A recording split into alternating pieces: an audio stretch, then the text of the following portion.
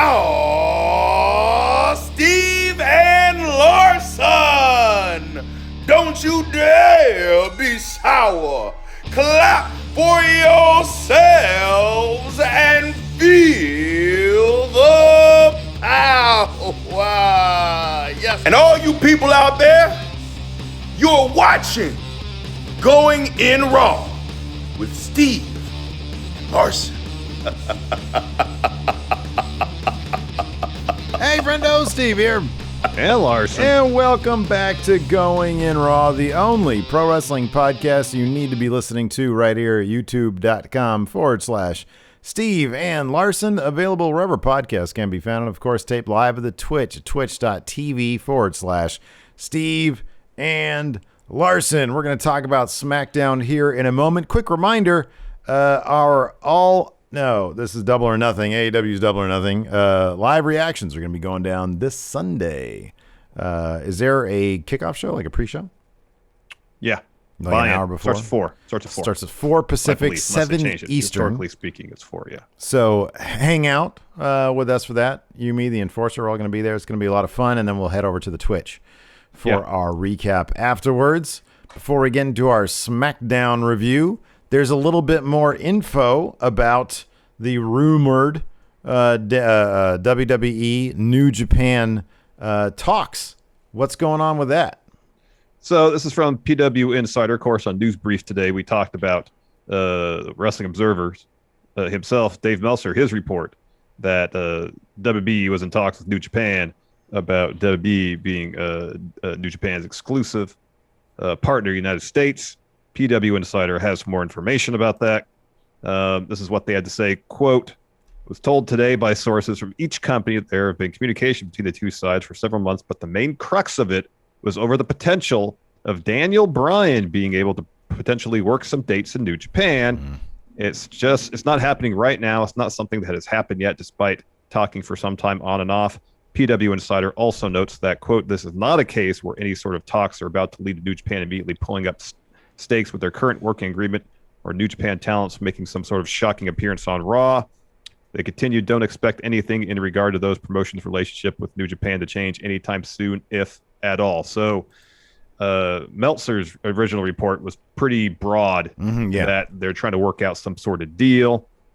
This seems to focus things in on Daniel Bryan. Now, I wonder if Daniel Bryan is, he said he wants to wrestle kind of all over the place. He wants to wrestle who he wants to wrestle. I think he's more concerned about having matches that he wants to have as opposed to signing a long-term deal with anybody. And if one of the prerequisites for him re-signing with WWE is availability to potentially wrestle for the promotions, I would imagine this is WWE not one to lose, someone who is a needle mover, reaching out to probably one of the places he wants to wrestle and say, hey, is there a way we could work this out where he could show up, I don't know, sometimes during the year, wrestle a few matches? What do you think? I think that's probably exactly right. I know you're saying that was from his point of view, but I think what you're saying is probably correct. Not shocking. He is, like you said, openly talked about wanting to see if he could wrestle for other companies while still wrestling for WWE. We've both said if anybody had the kind of stroke to do that, to initiate that kind of relationship, it'd be him.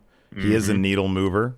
And if this prevents him from being the wild card this Sunday, then that could be the case. Yeah. Is it the wild card or the Joker?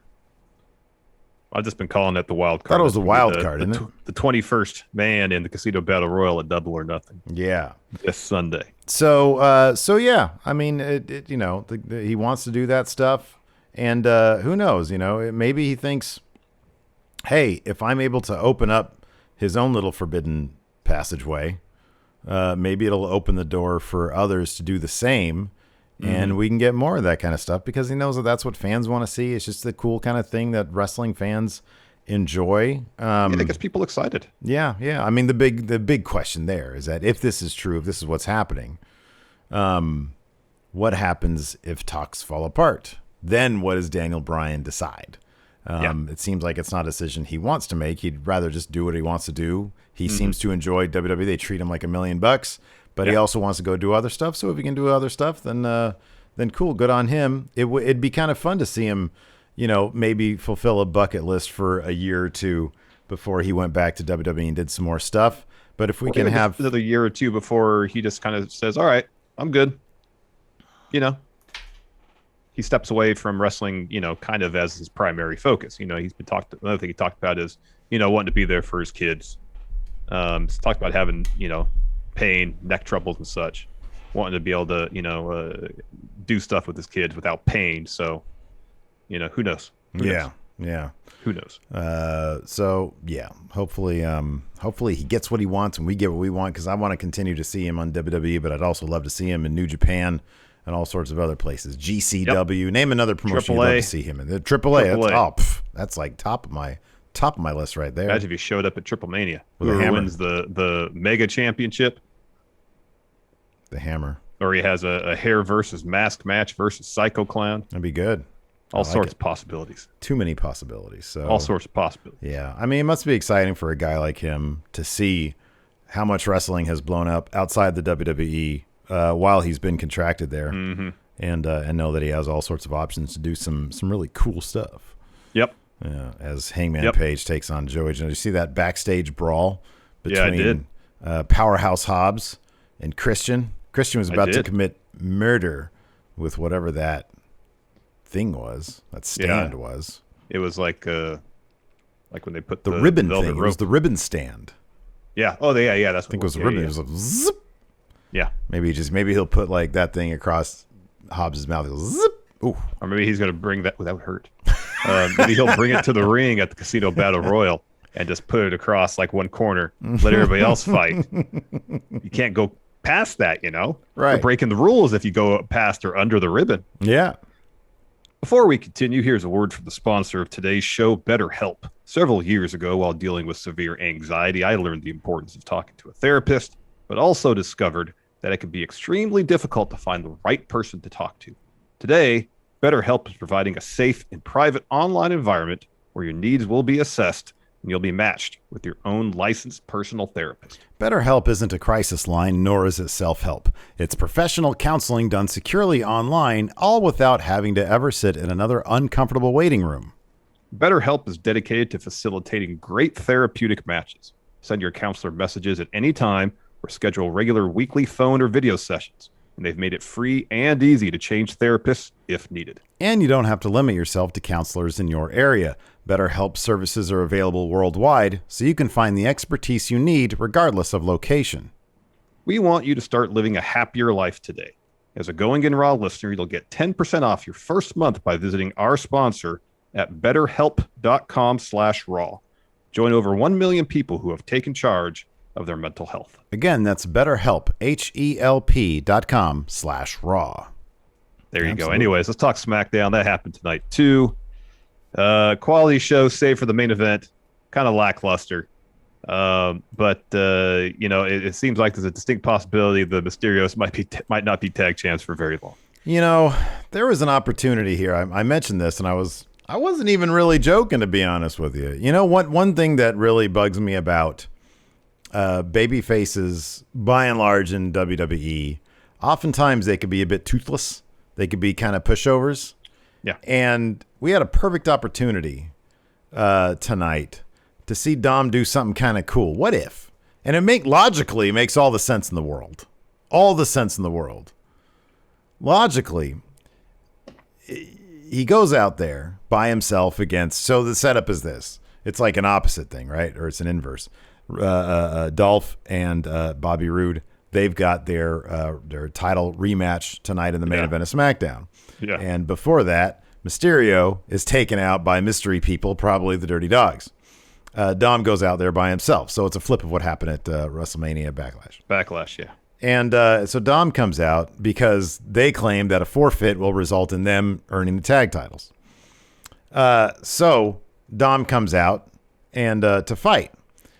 Instead of engaging in an actual fight, Why doesn't he just open up by kicking? Let's say it's Dolph that started out. I forgot who started out. Let's say it's Dolph that started out. What if he just gets in there and kicks him square in the balls? It's a DQ. He keeps his titles. And then he just gets on top and starts like doing the ground and pound stuff and say, F you. This is what you get for hurting me last time and my dad tonight. And you don't get your tag titles, and just start like, gouging his eyes or something. Like, you tell me people wouldn't pop for that. I know it's Thunderdome, so people don't really pop. But I see a lot of people doing this. Exactly. Like, that's what turned Becky into like the hottest face, is standing up for herself. Why don't they just do that? That's the kind of thing that would be exciting television. Because it's like, they don't want their baby faces by and large to have dimension. To show any gall. Yeah. Show any sack. Yeah. Yeah. Yeah, they typically don't want that. For whatever reason. Outside of like Drew McIntyre. Yeah. They don't want baby faces to show, any sort of a fight. They're rarely proactive. Yeah, exactly. Which is an issue. Otherwise, no, I thought SmackDown was really good. I thought that it started with a killer match. And the Roman, Jay, Jimmy stuff is as compelling as ever. I thought all that stuff was really, really good. We had, I thought the Seth bit was pretty decent. I could have done without the hospital audio. Yeah, that fell flat.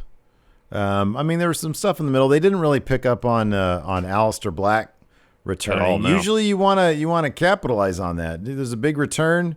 I don't know what happens. Like, shouldn't Big E have something to say about that? Yeah, follow that up.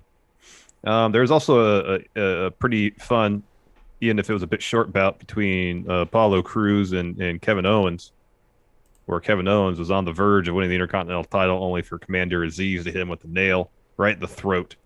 It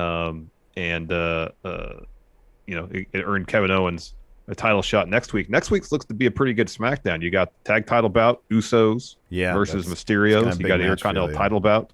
Commander Aziz banned from ringside. So shaping up to be a quality SmackDown next week. I guess we can just dive right into this. Yeah. Show opened up with the Usos backstage. Jimmy's back there firing up Jay for their match tonight. Roman and Paul Heyman enter.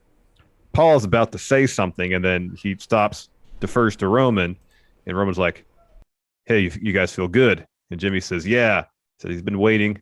Roman says before they go out there, he wants to know what their game plan is. What's your end game?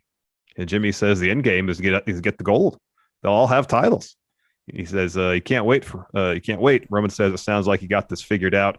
I'm happy for you. Good luck. So Jimmy leaves. Jay stays behind. Roman turns to Jay and says he's going to need it.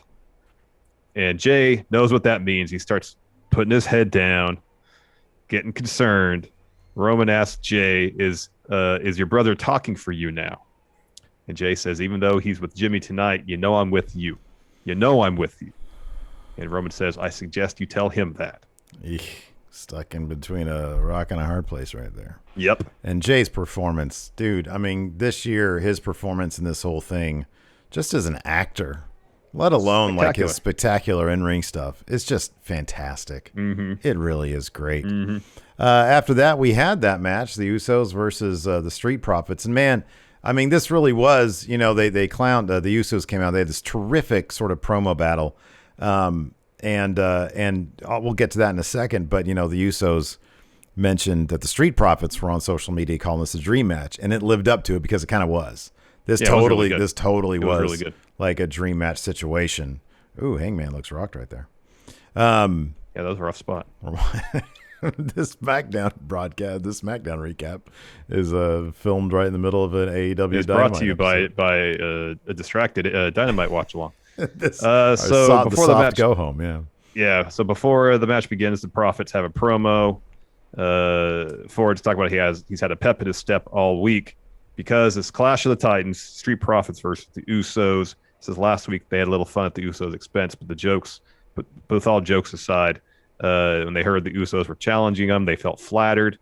And then Ford says they've been down since day one. They kind of poke fun at Usos back when they wore the glow paint. Says they don't think they're those Usos anymore. Roman now lives rent-free in Jay's head, so the Usos interrupt. They walk down the ring. Jimmy says, Street Profits, you guys got jokes. Doesn't matter. He's been on the shelf for a year or 10 years. They're the best team in the business. They're back. Soon to be 7-time tag champs. Jay tells them that if they say another word about Roman, he'll drop them right there. Yeah. This is family business. They've stuck their nose in it. Now they're out to get them. Jimmy says that after they beat him, they're close to becoming champs again. Oh, man, Hangman got busted open. Oh, yeah, big time. Dawkins gets on the mic, asks if the Usos, if they think that Street Profits are just stepping stones. Said Usos used to run the tag division, but they run it now. Jimmy says they want the smoke. It's lit. So match begins. They may be pushing a little bit of the Usos with a little bit of ring rust at the beginning because Street Profits were pretty much dominant at the beginning of the match. Yeah.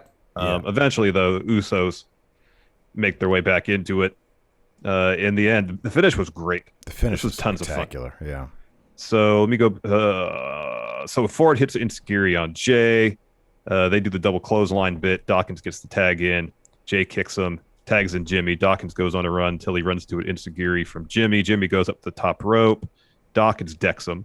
And then Ford takes out Jay with a tope out of the ring, over the ring post, and to the floor. And Jimmy was just sort of draped over that. So it's not just he's launching over the corner. It's like he's launching over the corner and a dude who's draped over the corner. It was absolutely, and Pat McAfee brings so much to it. He really does express sort of the fan perspective half the time because he was just freaking out over that, as he should, because it was an absolute, we've seen him do plenty of crazy stuff. Oh, Hook's there. We've seen him do plenty of crazy stuff. This was up there with it. That dude is oh my gosh. Yeah, he's bleeding. Hangman is busted open. Yeah, he is. So Dawkins goes for his finish.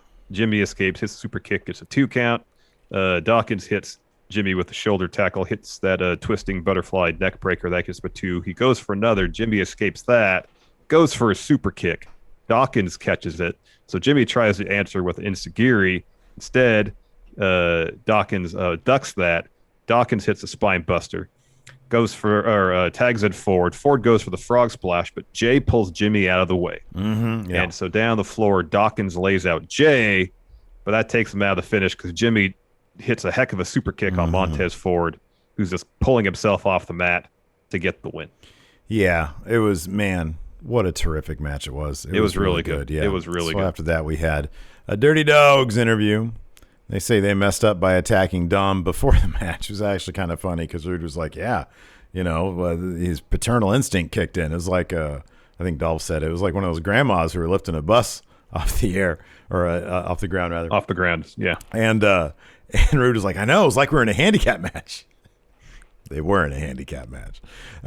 So anyways, they're like, tonight's going to be different. We're going to be SmackDown Tag Champs again. It was pretty good stuff. It's funny because now they're at the end of their tag run. They basically quantum leaped out of the main event at the end, by the way. Yeah, virtually. I think they got good chemistry. I wouldn't mind them breaking up and having a feud against each other. Maybe you might be able to reset Rude's singles career if he does that. I think that you can still get some mileage out of that guy. I think he's terrific. And I thought even tonight, Grant, I know he got rolled up by one kid, and it's silly, but you see little bits and pieces of that NXT Bob Roode every once in a while. A little bit. And it's good stuff. Ooh, they buried the Dior. Oh, man, they're burying the Young Bucks Jordans. Ouch. That's $15,000 they're just putting underground. Those are probably the knockoff ones, though. So after that, we had the Usos approaching Adam Pearce. You forgot a match. There was Tamina and Natalya versus the Riott Squad. Oh, yeah. Titles. Sorry about that. This is kind of there's some awkward bits to this match. I feel like the Riott Squad, I feel like they just haven't gotten a whole ton of reps or something because they were putting together some stuff that looked like it should have been pretty clever and creative, but it just they were kind of a bit sloppy on it. I love them both. I think they're great, but it just seemed like a slowish plotting match a little bit. Yeah, I mean, they had the upper hand for a little bit, and then eventually Tamina comes in and wins it. That's pretty much the story going on. Yeah. Liv Morgan does hit Natalya with a code breaker on the floor, but she's too late to break up the pin after Tamina hits Ruby with the splash off the top. Tamina and Natalya retain the women's tag titles. No. Adam Pearce backstage. Usos walk in. Action, Steve. So the Usos come in. Jimmy's super hyped up, and he's like, hey, how about we get a tag title match against the winner of tonight next week? And Pearce is like, yeah, I think that's great. I think we should do that. And so Jimmy's like, yes, that's awesome. He said, thanks, Zeus. And then he walks off, and you see Jay, and he's just stressed out. Oh, he's so pensive. Exactly. Yeah, he's a mess. He's an absolute mess. Then we had Carmela versus Bianca Belair. She had an interview at the curtain where she makes fun of Kayla wearing an olive green dress. And during this match, Bayley shows up at commentary. Yeah, I mean, Carmela, this is a decent match here. I mean, it wasn't very long, but it was pretty decent.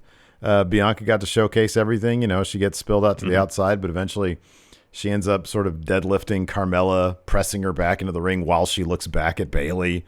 Bayley's going on about her being a cheater because she used the hair. I thought it was good stuff. Bianca ended up with a win with the KOD. KOD, yeah. We get a quick Ray and Dom interview. They're asked, have they changed their game plan for the match tonight? Ray says, hey, it's different when you're teaming with your son. When one of you hurts, you both hurt.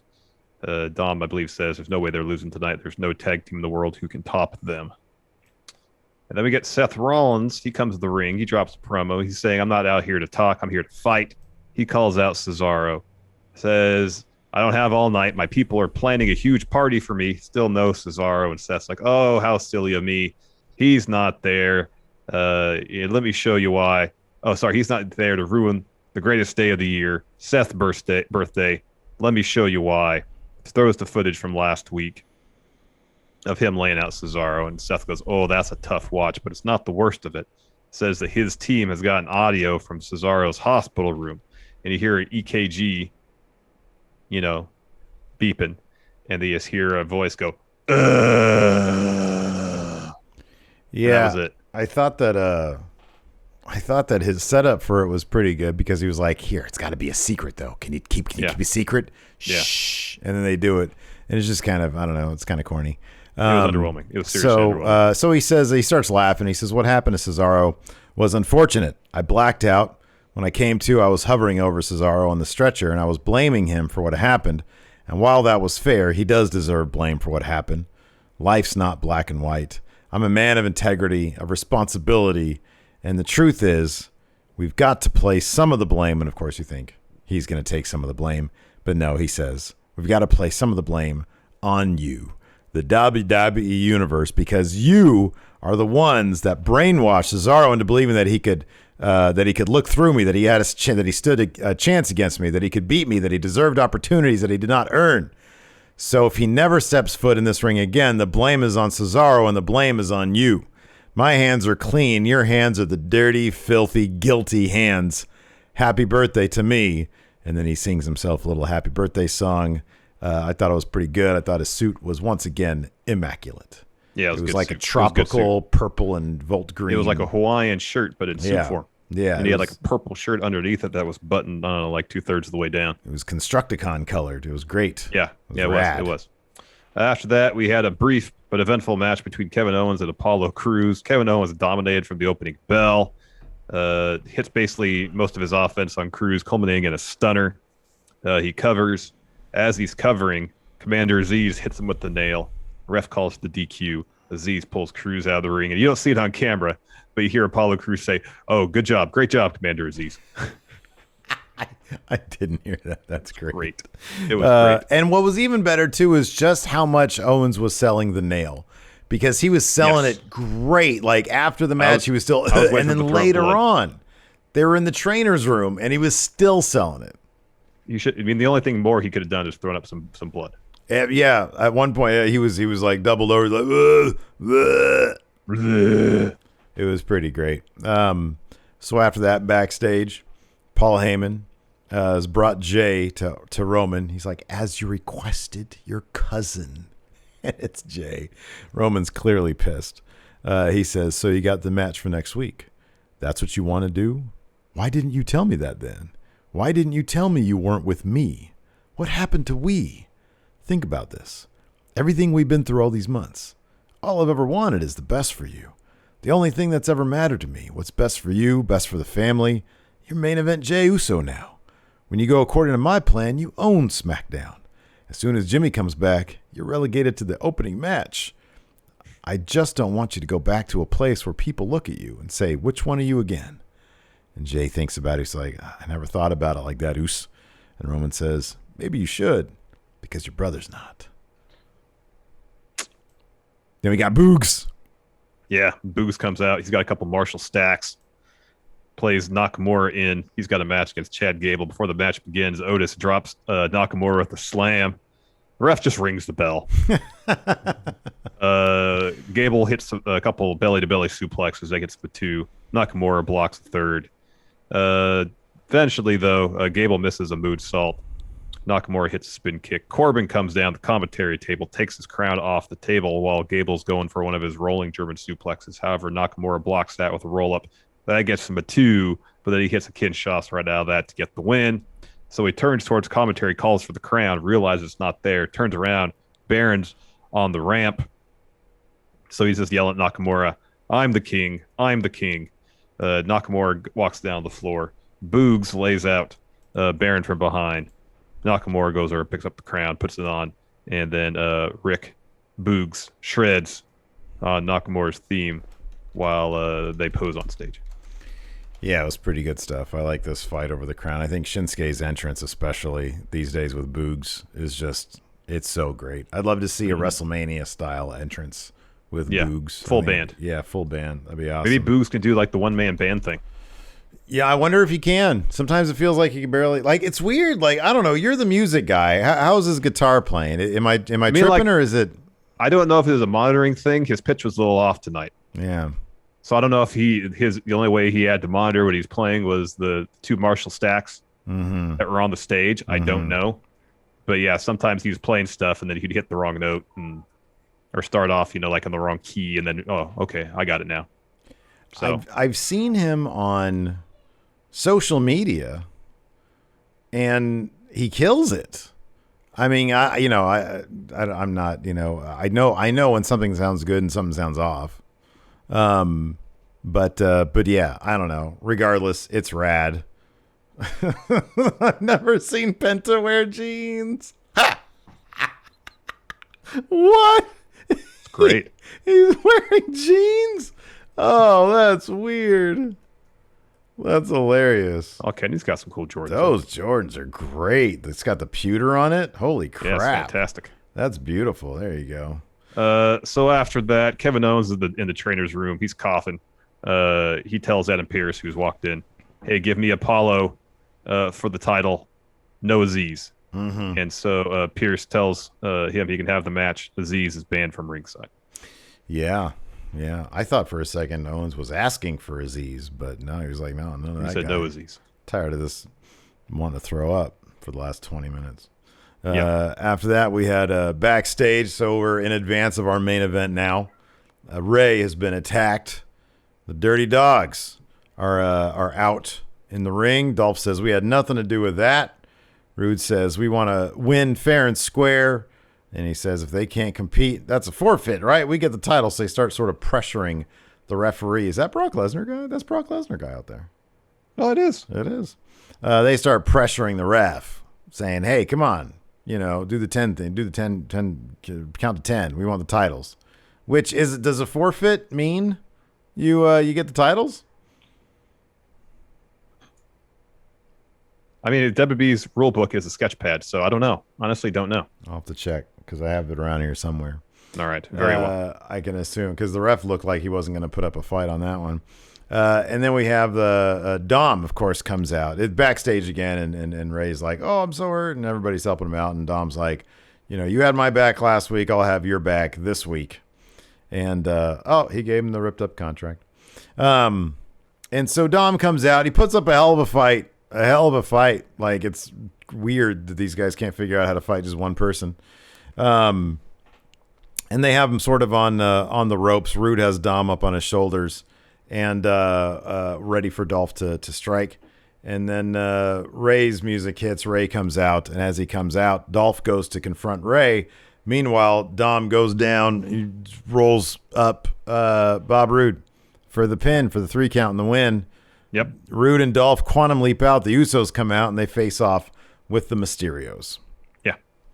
And that's your Smackdown. Pac about the powerbomb. Orange Cassidy. Oh, Orange Punch. Oh, look at that sell from Pac. Great. That's beautiful stuff. All right, you want to answer some questions, Steve? Yeah, let's answer some. I just put a thread up, so I'm not sure how many I have on the Patreon. But if you want to kick it off with some Twitch questions from our Twitch All right, chat. I'll see what we have here. Jorge D says, after that horrible weigh-in segment we saw before we started our SmackDown recap, can you guys book a fun weigh-in segment with any SmackDown superstars of your choosing? Make it a tag team weigh-in. So you got to find a way to get both tag team partners on that scale. Okay, yeah. Whether you do it like, someone hops on each other's back, yeah. On the shoulders, someone's carrying their partner like a baby, something like that. I think that'd be fun. I'm gonna say Big E, but it's gonna be Big E versus Goldberg, big men slapping meat match. Good. And I don't know if he probably naturally weighs more than Goldberg. I would think so. Yeah. But to stack the odds even more, he brings out a bunch of actual meat. And he. They could do it like an old school scale where they have the weights on the one side. Oh yeah. And then whatever you're trying to weigh on the other one. So on the one side you have 250 pounds beef. Yeah. Right. Yeah. Something like that. That's good. Night by Night says, recently you purchased a blueberry muffin from a mysterious man in a secluded village. The muffin was subpar, dry, flavorless, and weirdly crunchy. You asked for a refund, but the man insists that he doesn't do refunds. Which SmackDown superstar would you send to Drury Lane to intimidate the Muffin Man and get your money back? Muffin Man. SmackDown superstar. I mean, it sounds like, the mysterious man. That sounds like an Aleister Black thing. That's exactly what I was going to say to you, Aleister Black. Excuse me, sir. My friend would like a refund. Excuse me. Are you the Muffin Man who lives on Drury Lane? Yes, I am the Muffin Man. The Muffin Man. The Muffin Man. Muffin Man. The Muffin Man. Muffin Man. The Muffin Man. It gives him a black mask. Yeah, exactly. Let's see here. White Gregory Brownie. Fiala. Sorry, go ahead. You got it. Greg says, what color and theme should Seth Rollins' next suit be? It should be an all-over Prince Cesaro shirt. Or That'd a be suit, great. That'd be great. Sort of mock Cesaro all over That'd print. be good. White Brownie, if WWE New Japan does happen, it'd be better if they test out the relationship with NXT. Yes. Yeah, it should be all NXT anyways. I mean, I guess if you're going to do it right, I guess you need some dream matches. Randy Orton versus Okada. Cena versus Tanahashi. Like, you really need the dream matches in there. If it's just going to be like, Alpha Academy goes over, that'd be kind of fun, though. I'll be honest with you. Like, what Alpha if it's Academy versus Goto and Yoshihashi? Yeah. Or Alpha Academy versus like Yano and Ishii. Mm-hmm. Who wouldn't want to see? That's a cool match right there. That could be fun. Dang MQ. Anyone notice that Bailey's hair gets more disheveled each week? Yeah, we noticed that a couple weeks ago. Each week. Yeah. Tronin, thank you for the sub. Thank you. Let's see here. Oh man, this is difficult. Matushik says, "What is your favorite Seth Rollins outfit of his current heel run?" Oh, it's still the magenta suit. Dude, I'll be honest with you. I mean, that was a great one. I saw that, but like the one he came out, wasn't it just like last week when it was like white with like a great splatter? It was like a great. He's had two kind of splatter ones. Yeah, the navy blue one, and then like last week it was more like, the Jackson Pollock multi-color paint splash. I think last week was sort of my cream of the crop. I thought that was really nice looking. That color, that magenta one, man, that was something else. Zoe Kinrana, all right, so if the New Japan deal did happen, who would Roman stack and pin? I mean, it'd be all the top guys from each faction. It'd be Okada, Jay White. I mean, throw Tanahashi in there just because he's a legend.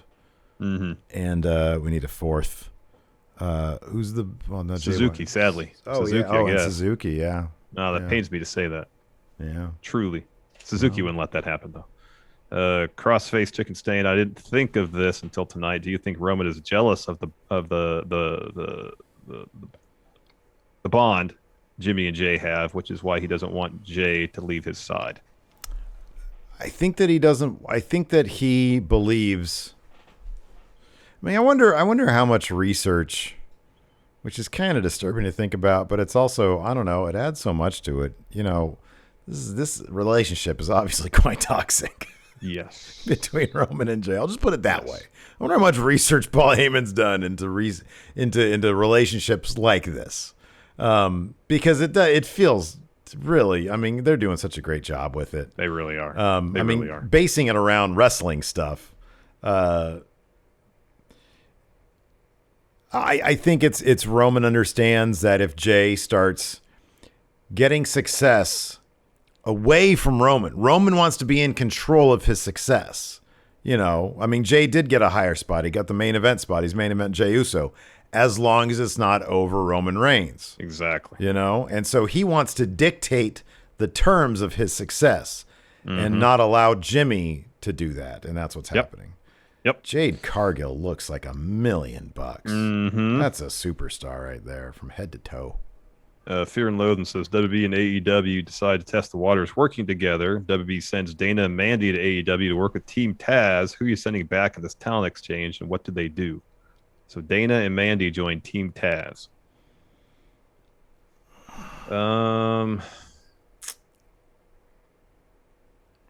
I'd say Dana and Mandy joining Team Taz. I think you could send back Nyla Rose. All right. They're not doing a whole lot with Nyla Rose right now. Which is weird. So I think they could afford to lose her. Okay, that's a fair deal. Moon Knight, if New Japan partners with NXT, who would you want to go after the Cruiserweight North American Tag Team and NXT titles? That's a good question. Okay. Let's start from the Cruiserweight title. So a junior LP. How cool would it be for LP to go after, you know, the X Division and then the Cruiserweight title? The junior in New Japan, the IWGP Junior, the X Division, and then all in the same year? That'd be pretty cool. I'm going to say Desperado. Have El Desperado, the current junior heavyweight champion, go after the Cruiserweight title. I mean, obviously, like we want, is Ticking Time Bomb, is he injured still? He got injured, didn't he? Yeah. North American. I mean, given that Jay White is the current Never champ, I'd have it be Jay White. I'd have it be Ishii. Okay, that's good too. Tag team. You know what? Put Evil and Sonata back together. Evil leaves Bullet Club. It's not working for him. Yeah. He gets back in LIJ. Have them go after the NXT tag titles. I'm going to say Sho and Yo versus MSK. I think that's a dream match right there. Okay. And I'm entirely sure we haven't seen that. And then the NXT, the top title. Shingo Takagi. Give me Shingo versus Karrion Kross. Yeah, that's a badass match right there. I'll say... I mean, if you're going to do it, you do it all the way. I'd say you go with... I feel like it'd be... Yeah, Shingo's actually the perfect answer. I wouldn't want to lower Kota Ibushi to have to wrestle Karrion Kross. That's just not... You know, if it was Balor, then Kota Ibushi. Yeah. In a heartbeat, if it was Balor. Yeah, they probably had some good battles when Finn was in New Japan. Mm-hmm. Yeah. Jorge D says Roman Reigns is getting tired of his private locker room. Instead, he demands that for extra privacy, he needs his own treehouse. Oh, wow, if you were tasked with designing and building Roman's treehouse, what would it look like, and what would it be? What would be in it? In fiction, who has the in popular fiction? Who has didn't the Ewoks have tree houses? Yeah. Did they suck? They were like huts and trees, weren't they? That's not good. Isn't there was a TV show people they would build tree houses. They were pretty well appointed. Okay. It's like on, I don't know, one of the networks that does the house stuff. Oh, it was like a Discovery Plus show? Something like that. Well, it predated Discovery Plus. It was like a real show. It wasn't like a narrative. Yeah, it was a real show. Okay. Yeah. Like some future where we can't touch the floor is lava. Gotcha. No, it wasn't one of those. No. Okay. All right. Just lava. I don't think that is, yeah. So something like that. It'd be well appointed. You'd have the gourmet kitchen in there. Mm-hmm. You have the private loft, all that kind of stuff. Yeah. Dang MQ, we talked about that at the head of the show. Let's see here. Rocco says, I don't live in great condition, so if I may say, Jay's stressed out face while things are happening around / to him is spot on. Wow. My heart goes out to you, just like it goes out to the fictional Jey Uso. Let's see if I have any more questions here. Alex Foster, how would Roman treat the Way? He would want them to celebrate him. Yeah, they'd have to acknowledge him. Mm-hmm. That's it. Yeah, he'd probably just look at Austin Theory and try to figure out what the hell this dude's all about. Say, John, acknowledge me. John. IML says Swiss Family Roman sons. There you go. All right. Well, that's going to do it for us today. Thanks, everybody, for tuning in. We appreciate it. Tomorrow morning... Boy, we got a lot going on. Tomorrow morning, we've got our predictions for Double or Nothing. AEW Double or Nothing predictions. We're going to do those. Actually, we can probably do those pretty quick if you want. Yeah, we're going to do them after this. Yeah. And then when are we putting our Dark Side review up? We got the Warrior thing. I guess whenever we want to. Okay. I mean, the predictions will be up around 10 in the morning, so all right. Do it later in the afternoon. That'd work. Okay, sounds good. Well, thanks, everybody, for tuning in. Appreciate it. Do us a favor, give this video a thumbs up and hit that subscribe button. We appreciate it. Thanks for watching. Until next time, we'll talk to you later. Goodbye. Help support Going In Raw today by becoming a Friendo Club TV member. You'll get access to new bonus episodes every week, including Friendo Club Arcade, Live Power Rank, Vintage 10 for the Wins, and Ask Steven Larson. Get access to Friendo Club TV today by becoming a $5 and up patron at patreon.com/Steven Larson, by throwing us a sub at twitch.tv/Steven Larson, or by clicking join at youtube.com/Steven Larson.